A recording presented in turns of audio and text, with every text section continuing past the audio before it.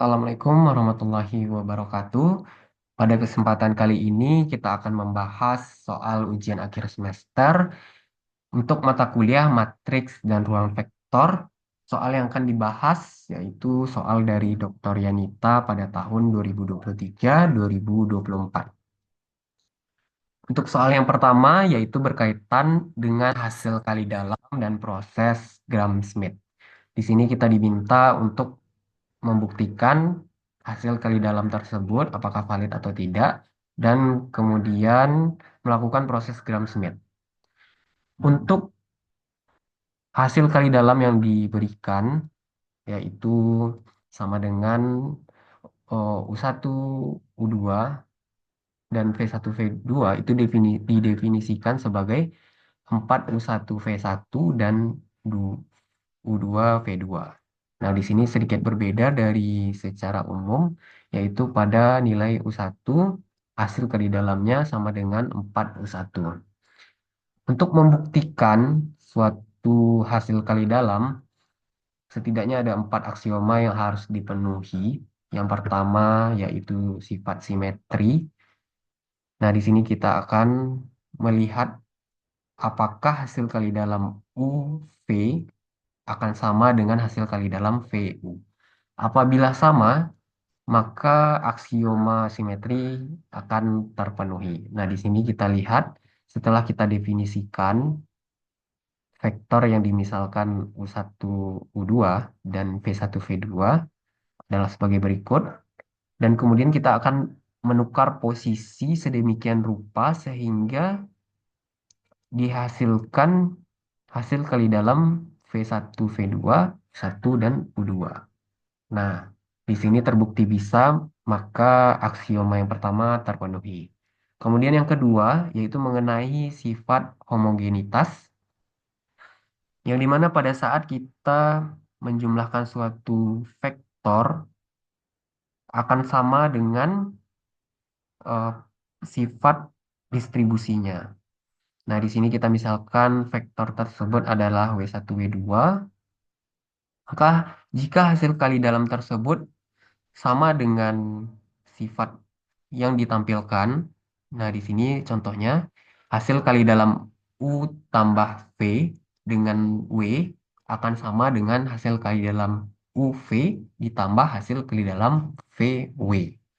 Nah, di sini setelah kita definisikan di mana di sini vektor U1, V1 di sini didefinisikan sebagai 4U1 tambah V1. Kemudian dikali dengan W1. Begitu juga dengan seterusnya. U2, V2 dikali dengan W2. Sesuai dengan definisi hasil kali dalam yang diberikan. Kemudian setelah kita peroleh, nah itu kita ganti posisinya sedemikian rupa sehingga memenuhi bentuk yang diminta. Dan ternyata bisa, maka aksioma yang kedua terpenuhi. Nah, kemudian hasil kali dalam itu bersifat distributif. Apabila kita mengalihkan bilangan skalar pada salah satu vektor yang akan dicari hasil kali dalamnya, maka akan sama dengan perkalian pada masing-masing komponen matriks tersebut. Nah, di sini kita bisa lihat, kita akan membuktikan hasil kali dalam KU dengan UV akan sama dengan K dikali hasil kali dalam UV. Nah, di sini akan kita buktikan. Nah, untuk bagian sini, U1 didefinisikan sebagai 4U1 sesuai dengan definisi hasil kali dalam yang diberikan. Nah, setelah kita peroleh, maka kita akan mengeluarkan nilai K karena pada komponen ini juga memiliki nilai K. Nah, di sini ternyata 4U1, V1 ditambah U2, V2 itu merupakan hasil kali dalam untuk V dan untuk U dan V. Nah, sehingga dapat disimpulkan bahwa hasil kali dalam tersebut memenuhi sifat distributif. Nah, kemudian untuk aksioma positivitas atau membuktikan apakah setiap hasil kali dalam bernilai positif dapat kita cari dengan menentukan hasil kali dalamnya. Nah, di sini akan dibuktikan pada vektor yang sama yaitu V1, V1, V2, V1, dan V2. Nah, di sini kita dapat lihat bahwa hasil kali dalam tersebut merupakan hasil dari kuadrat V1 dan V2. Jadi, hasil tersebut sudah dipastikan bernilai positif karena setiap bilangan yang dikuadratkan akan menghasilkan nilai positif pada bilangan real. Nah, ternyata pada 4 aksioma itu terpenuhi sehingga hasil kali dalam terbukti valid. Kita masuk ke soal yang B. Kita diminta untuk melakukan proses Gram-Schmidt. Nah, di sini diberikan himpunan bebas linearnya yaitu vektor 11 dan 12.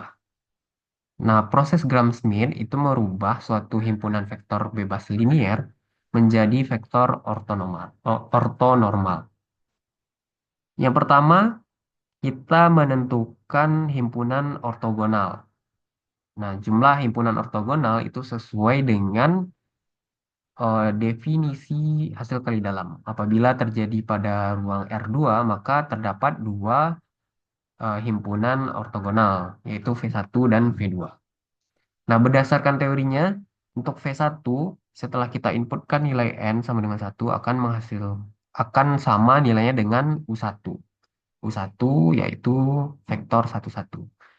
Kemudian untuk V2, kita ikuti rumusnya, yaitu U2 dikurang hasil kali dalam dari U2 V1 dibagi dengan panjang vektor 1 dikuadratkan dikali dengan vektor V1. Oke. Nah, ini kita substitusi masing-masing komponen perhitungannya dan diperoleh untuk V2 sama dengan -1/5, 4/5.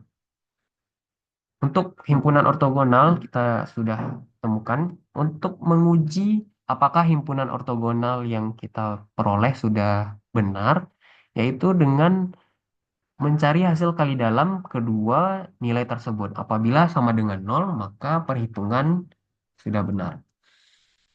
Kita lanjutkan dengan menentukan himpunan ortonormal, itu berdasarkan dari ortogonal tadi, yang dimana untuk mencarinya sama dengan vektor ortogonal dibagi dengan panjang vektor tersebut.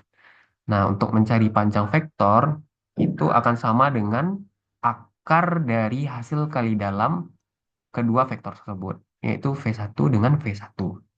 Kemudian kita substitusi sehingga dapat untuk himpunan ortonormal yang pertama, yaitu akar 5/5, akar 5/5, akar 5/5.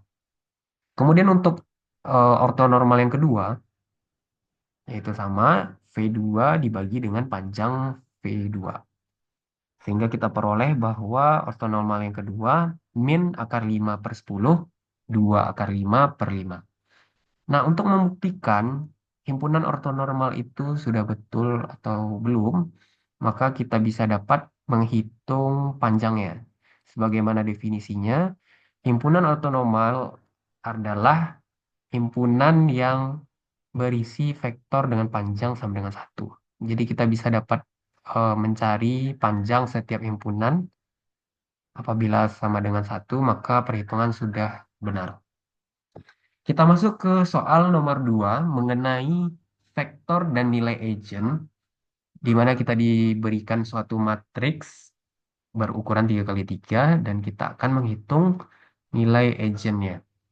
Untuk menghitung nilai eigen, kita harus menyusun suatu persamaan yang ini merupakan persamaan awal dan kemudian akan diturunkan sebagai berikut. Nah, di sini lambda didefinisikan sebagai nilai eigen, I didefinisikan sebagai matriks identitas yang ukurannya sama dengan matriks yang diberikan. Untuk A itu matriks yang diberikan dan X merupakan ruang solusi.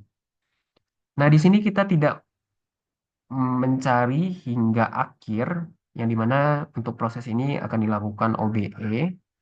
Nah, bentuk persamaan matriks yang diinginkan itu apakah matriks tersebut termasuk matriks segitiga bawah atau segitiga atas. Nah, untuk matriks segitiga bawah itu menghimpun nilai nol pada segitiga atasnya. Nah, di sini kita peroleh bahwa untuk matriks A itu menghasilkan matriks segitiga bawah.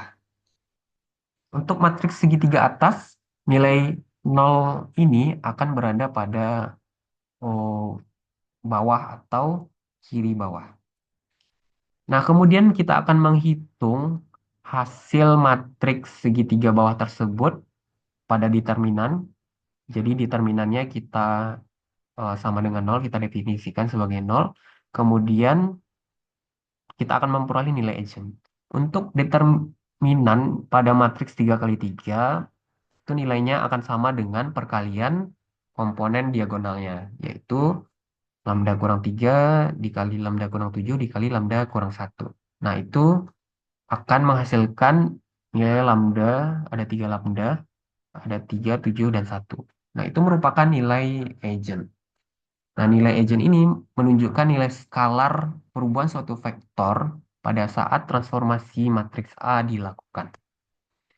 Kemudian kita masuk ke soal yang B, di mana kita diminta untuk menentukan vektor dan ruang eigen. Untuk vektor dan ruang eigen itu berdasarkan nilai eigen yang diberikan. Jika terdapat 3 nilai eigen, maka ada 3 jenis vektor eigen atau 3 buah. Nah, di sini caranya untuk nilai eigen sama dengan 3, kita pakai persamaan sebelumnya atau matriks sebelumnya yang akan kita substitusikan nilai eigennya. Nah, seperti berikut dan dilakukan proses Gauss elimination atau OBE. Nah, di sini dilakukan OBE, teman-teman bisa lihat. Dan untuk hasilnya kita sudah peroleh 1/4 dan 1/8. Nah, untuk menuliskan vektor eigen itu sebagai berikut. Vektor eigen merupakan vektor yang tidak mengalami perubahan arah berdasarkan nilai eigen yang diberikan atau nilai perubahan yang diberikan. Nah, di sini kita mengecualikan nilai nol karena vektor eigen hanya yang berkaitan dengan nilai eigen. Sedangkan untuk ruang eigen, nah itu seluruh vektor yang termasuk yang tidak akan berubah berdasarkan nilai eigennya. Dan itu termasuk juga pada vektor nol, sehingga penulisannya sebagai berikut. Untuk nilai eigen sama dengan 7 juga sama proses eh, pencariannya. Kita akan mencari vektor eigen dan ruang eigen sehingga diperoleh sebagai berikut dengan format yang sama. Untuk ruang eigen dikeluarkan faktor vektor sama dengan nolnya. Kemudian untuk nilai yang nilai eigen sama dengan 1 juga sama. Di sini kita peroleh vektornya 0, 0, 1. Untuk yang tadi nilai eigen sama dengan 7 adalah 0, 3/4, dan 1. Oke.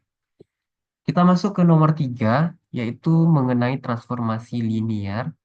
Nah, di sini kita diberikan jenis transformasi dari ruang R2 menuju ruang R3. Nah, di sini kita juga diminta ada yang pertama, membuktikan transformasi tersebut termasuk transformasi linear. Kemudian menentukan nilai kernel dan nilai image. Oke, kita masuk ke pembuktian. Untuk transformasi linear, setidaknya ada 2 sifat yang harus dipenuhi, yaitu yang pertama sifat penjumlahan dan sifat skalar. Nah, pada sifat penjumlahan, dua vektor yang dijumlahkan nilainya akan sama dengan penjumlahan vektor tersebut setelah dilakukan transformasi.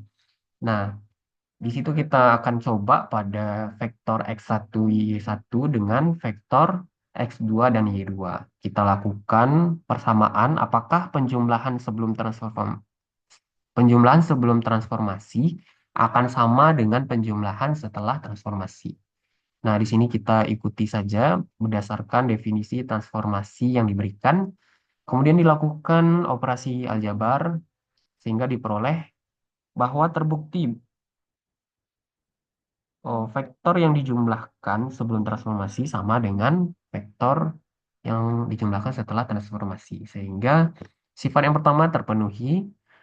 Lanjut untuk sifat skalar, apabila suatu vektor dikali dengan suatu skalar, nilai tersebut akan sama sebelum transformasi dan setelah transformasi. Jadi kita bentuk persamaan. Nah, bagian ini perkalian dilakukan sebelum transformasi. Nah, kita akan definisikan transformasi tersebut sesuai dengan definisi definisi yang diberikan. Kemudian hasil tersebut ternyata sama, yaitu perkalian antara skalar K dengan matriks yang telah dengan vektor yang telah ditransformasikan. Oke. Sehingga dua sifat terpenuhi, maka transformasi T termasuk transformasi linear. Kemudian kita masuk ke soal yang B, yaitu kita diminta untuk menentukan nilai kernel dan nilai image. Nilai kernel merupakan himpunan vektor dari ruang asal, ruang R2, yang akan dipetakan ke nol oleh transformasi yang diberikan. Nah, di sini akan berisi eh, vektor-vektor yang memenuhi aturan kernel. Di sini transformasi tersebut, komponen transformasi akan didefinisikan sebagai nilai nol dan kemudian dicari nilai X dan Y atau nilai penyusun dari transformasi tersebut. Kemudian di sini kita peroleh suatu persamaan karena kita sedang berada pada mata kuliah MRV, maka lakukanlah pemecahan persamaan linear ini menggunakan OBE. Nah, seperti berikut, kemudian dihasilkan bahwa nilai yang memenuhi pada saat kita definisikan sebagai nol, yaitu X sama dengan nol dan Y sama dengan nol.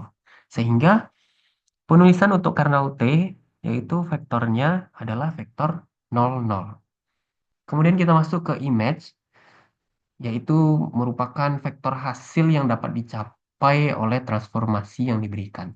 Nah, di sini yang kita perlukan adalah komponen transformasinya yang akan kita pecah berdasarkan variabel X dan Y. Nah, di sini kita lihat, kita pecah apabila suatu ini vektor A13 tidak memiliki komponen X, maka itu akan dituliskan sebagai nol. Nah, sehingga kita peroleh span-nya yaitu ada dua. Yang pertama vektor 110, kemudian vektor -1, 12. Nah, vektor ini merupakan hasil yang dapat dicapai dari suatu transformasi. Jika transformasi itu dapat menghasilkan banyak solusi atau hasil, maka seluruh solusi tersebut merupakan kombinasi dari span yang dihasilkan image. Nah, jadi itu yang digambarkan oleh image adalah kombinasi yang diperoleh dari hasil transformasi itu tidak jauh dari kedua vektor tersebut. Nah, itulah pembahasan mengenai soal matriks dan ruang vektor untuk soal Bu Dr. Yanita. Untuk file PDF-nya dapat diakses pada QR Code. Ini merupakan eh, pembahasan handout dari book Dokter Yanita, kemudian ditambah dengan catatan-catatan yang diberikan oleh Profesor Imade. Semoga membantu. Saya akhiri. Wassalamualaikum warahmatullahi wabarakatuh.